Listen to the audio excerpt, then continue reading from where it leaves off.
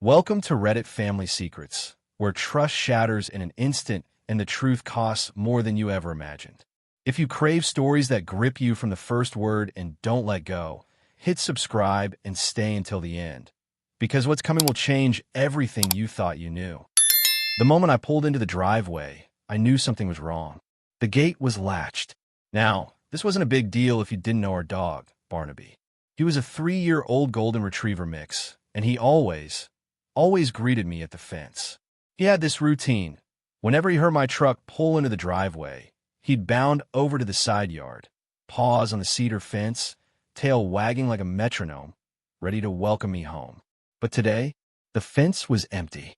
No Barnaby. I wasn't panicking yet. Maybe he was napping in the shade of the back porch.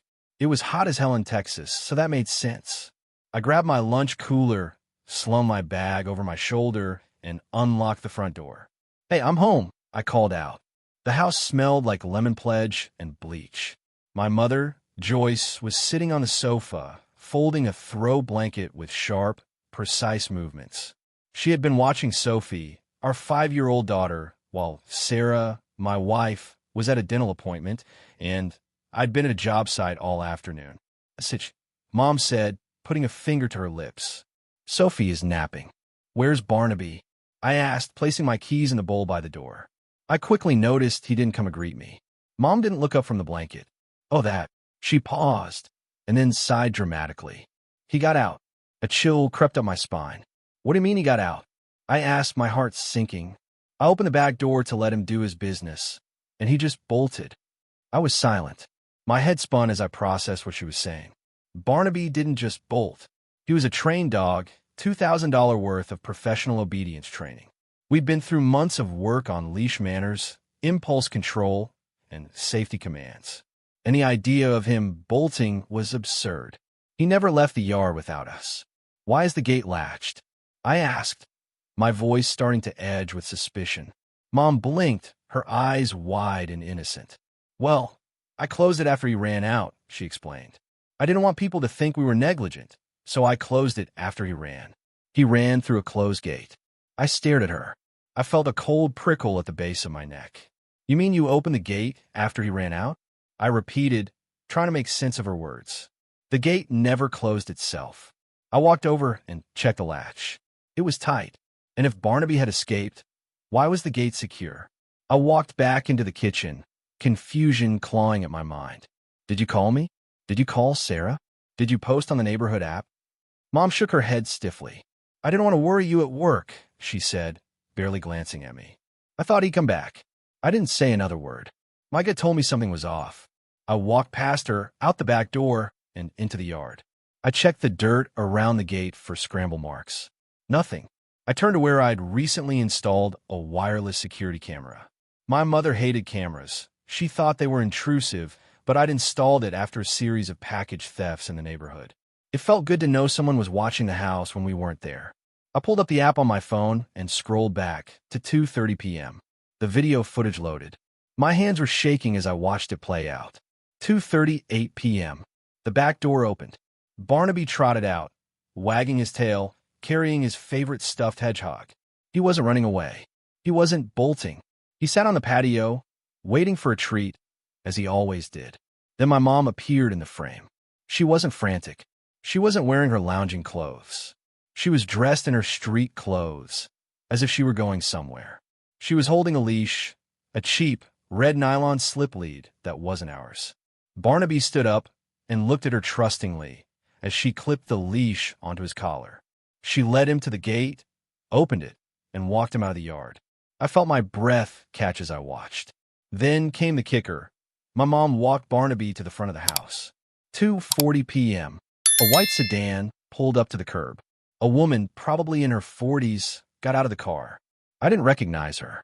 She wasn't anyone I'd ever seen before. My mom handed the leash to the woman. They exchanged a few words, and then my mother pointed toward the car. The woman opened the back door, and Barnaby hesitated for a moment, looking back at the house. It was as if he was waiting for a command, or perhaps for a sign from me.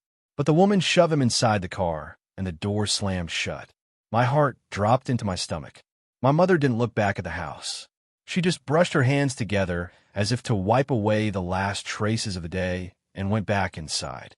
I stood there for a long time, frozen. The rage inside me was so cold, so intense, I couldn't breathe. It wasn't just anger. It was betrayal. I walked back inside, and my mom was in the kitchen now, making tea. "You sold him," I said quietly, my voice dangerously calm. Mom froze. The spoon clinked against the mug. "What are you talking about?" she said, not turning around. I held up my phone and played the video. "Just take him," she said in the recording. "He's too aggressive for my granddaughter." My mom spun around, her face turning crimson. "I did it for you. That beast is dangerous. He's dirty. He sheds everywhere. And I saw him growl at Sophie once." "He was snoring," I said. "He was asleep. You don't get it, David. He's a liability. You're too weak to see that," she shouted, finally abandoning the lie. I stood frozen, too stunned for words. Barnaby wasn't just a pet. He was a part of our family. He had been there when Sophie was sick with the flu, comforting her while she slept. He had been there for me when I was battling depression 2 years ago. He was a member of this family, and my mother had just given him away without a second thought. I turned and walked back to the kitchen door. "Where is he?" I asked, my voice trembling. "Gone," she said, lifting her chin, her voice tight. "He's at a farm where he belongs. He'll be happy there." I shook my head in disbelief.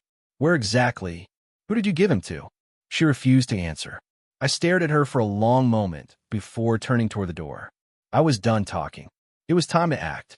I grabbed my phone and dialed 911.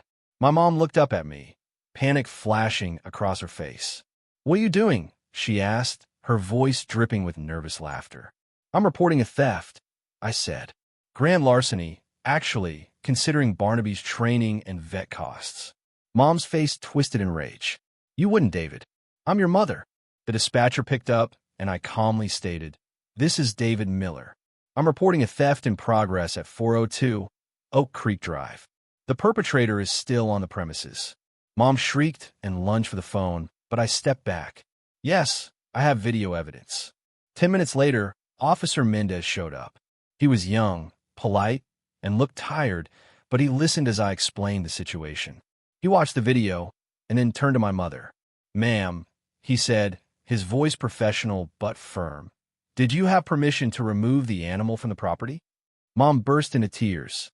"I'm the grandmother. I have authority here." "That's not how the law works," Mendez said. "In Texas, a dog is considered property. Taking it without the owner's consent is theft." Officer Mendez handed my mom a citation and a formal warning, but the fact remained. She had stolen Barnaby. I drove to Henderson, where the woman who had taken Barnaby supposedly lived. Sarah stayed with Sophie, and I drove like a man possessed, my mind racing with the worst-case scenarios: dog fighting rings, neglect, abuse. I had to find him. When I pulled up to the rundown trailer at the address Officer Mendez had verified, my heart sank. Barnaby was tied up to a post with a heavy logging chain, looking defeated and scared. He let out a bark when he saw me, and my heart broke. The woman came out, rough-looking and suspicious. "Can I help you?" she asked, eyeing me. "That's my dog," I said, holding up my phone with Barnaby's vet records. "My mother stole him and gave him to you. I'm taking him back." The woman crossed her arms. "Lady said he was free." "She lied," I said, pulling out $50. "You can either let me take him, or we can call the cops about possession of stolen property." She took the $50, and I unchained Barnaby.